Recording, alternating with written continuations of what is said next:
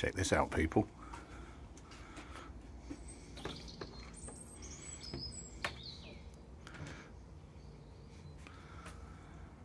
Night painting.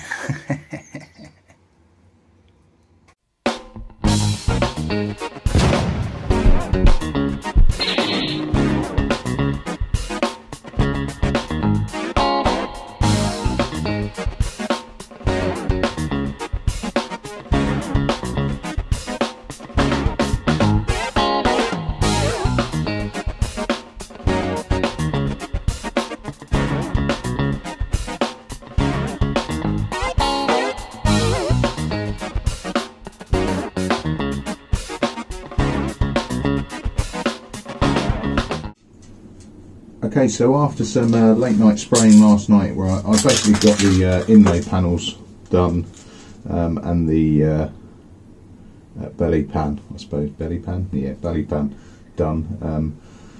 I'll just chuck in a little bit of like scooping Del Boy X video in the corner while I'm talking. I've got this set up, I grabbed my, can you quite see? Well, the stem you can see, where does it go down to? There we go.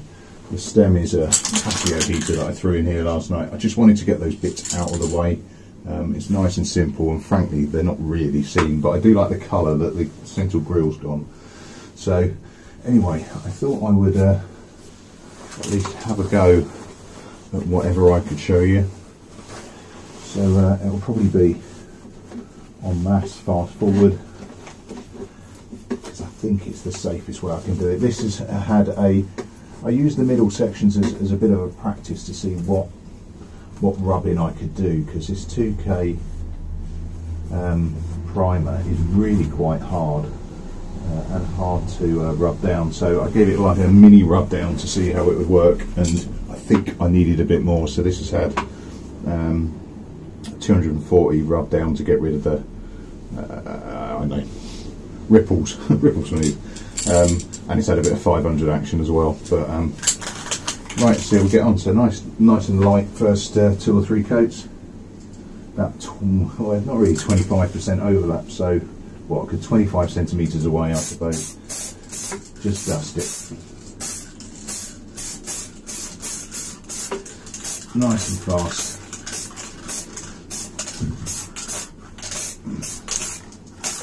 Minimal overlap.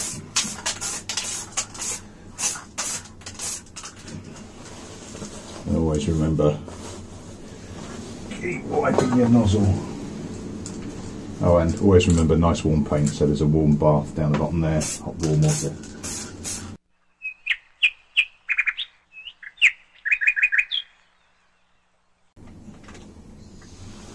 Right, dust one done.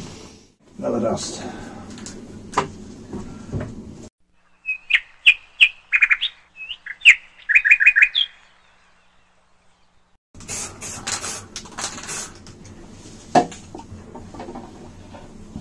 Right, so you can see that's starting to solidify the colour. I'm going to let that cure a bit. I'm just going to spin it so I can close the door. Trap a bit of heat in here while I let that dry for 10 minutes ish, and then I'm going to start on wet coats.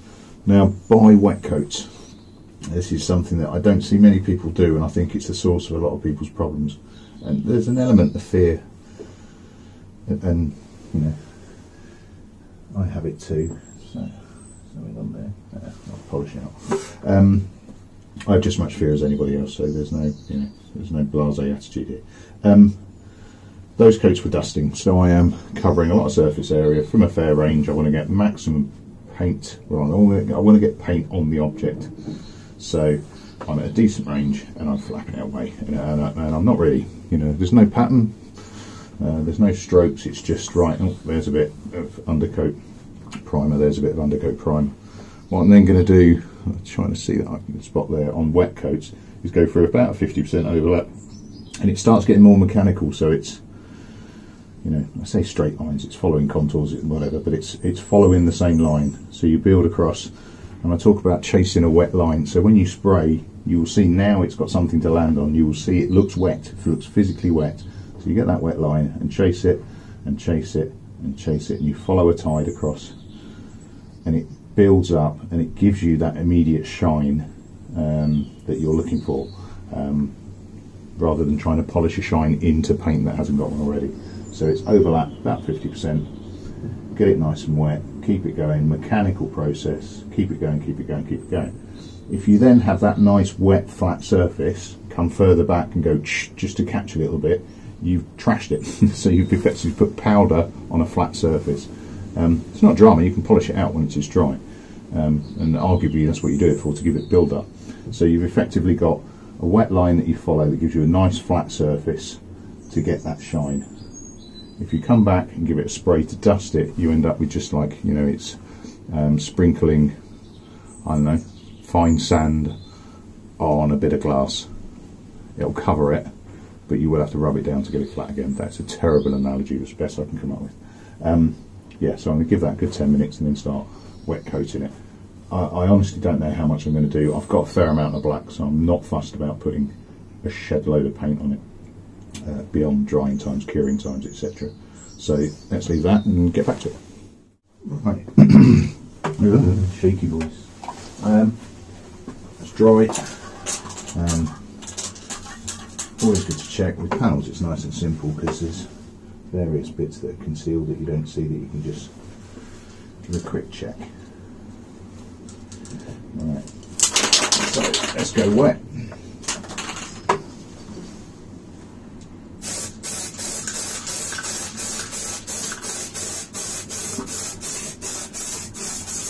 So a lot more overlap. Chasing what I call the tide, the wet line. Not always easy to see or follow.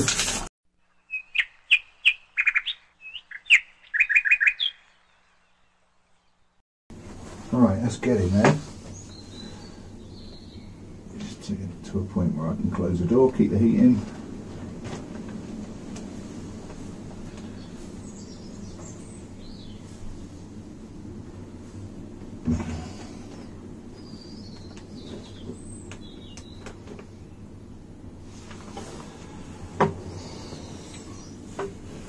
Right, so let me get you down.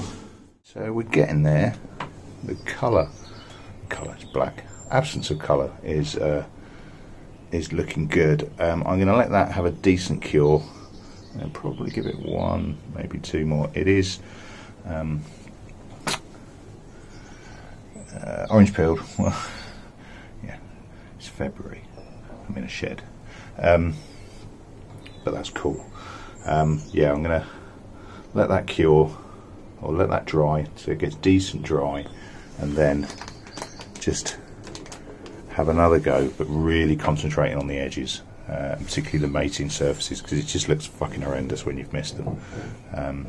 So I'm going to start at the edges, go around, and then do, and obviously if I'm aiming at the edges I'm going to get some sort of like fine cast onto my surface, so I need to do the edges all the way around and then give it one more nice flat one over the top, and then that'll do for that piece, and I'll go and break out the other one. Don't think I'm going to film it, so I'm probably going to come back in once these have cured and I start with the decals. Right, there we go, that's had a good few minutes to dry off, so let's get on with that though. But where's my camera? So there's a guy came up to look at the phaser. He's interested, but he's making inquiries over, you know, ULEZ in it and things like that. He's got that really very nice VN900, which is, I really like bikes like that. And he's seen my paintwork on my channel, and he's looking at bobbering it and wants me to paint it, or he wants me to bobber and paint it. Do you know what? I'm really tempted. If I had the space at the moment, without heartbeat, I'll take it on. It's an interesting one. I do this for me, not for other people, so it's a difficult one because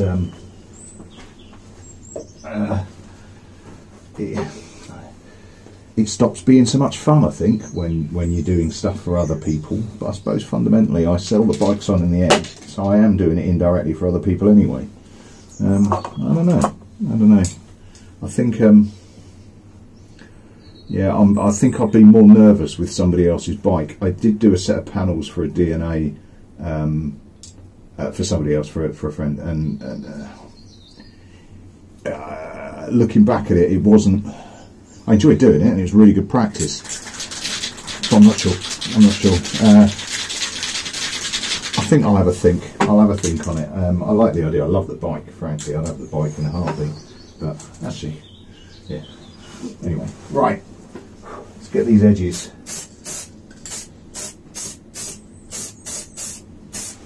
And I'll stop talking because this isn't interesting to do, let alone to watch. So I'll fast forward you.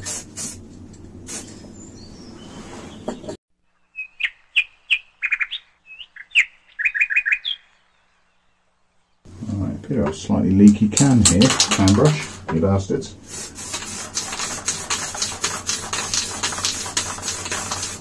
Not touching it.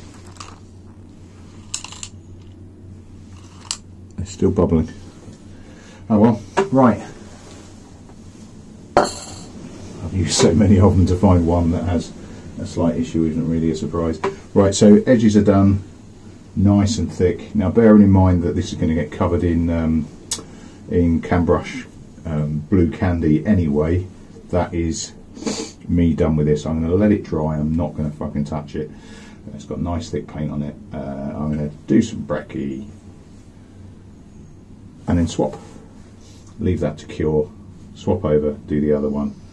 Again, another coat of nice and thick. Now, my hands are mucky, I don't really want to touch my phone, but you know, there is orange peel in there, that's fine. I just want thick paint, because thick. I want a decent coat of paint on there.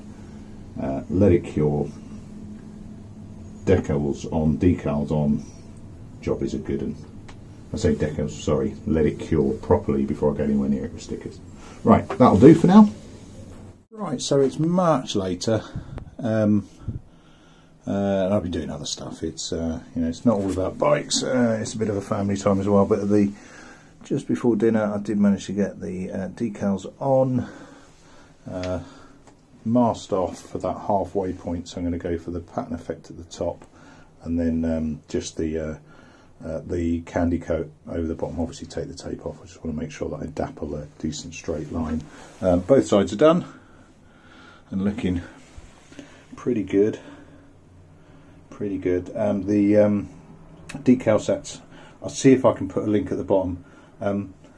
Really good, but not quite perfect. So for example, on the low side I did have to cut it because it was just fucking way too long. There is absolutely no way I could get that measurement across there correct. But you know, there's nothing that's not fixable. So, and like I say, like I said in an earlier video, it just needs something, because with nothing it just looks odd.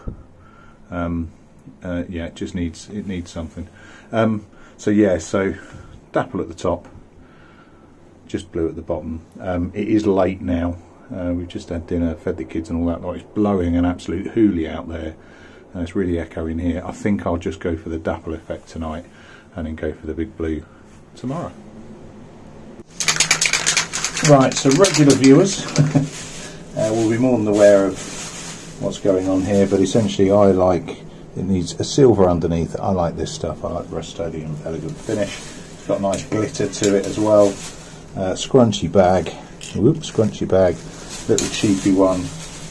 This isn't sort of bag for life territory. Bit of a squirt.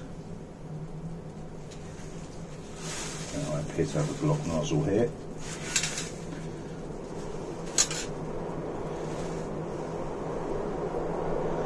Pass.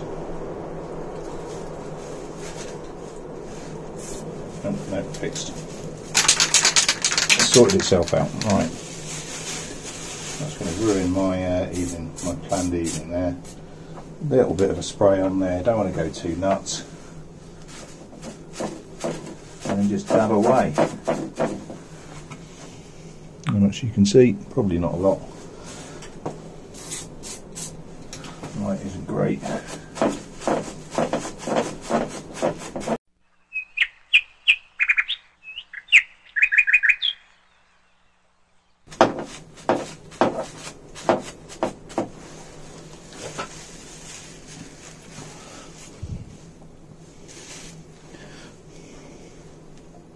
Cheers all.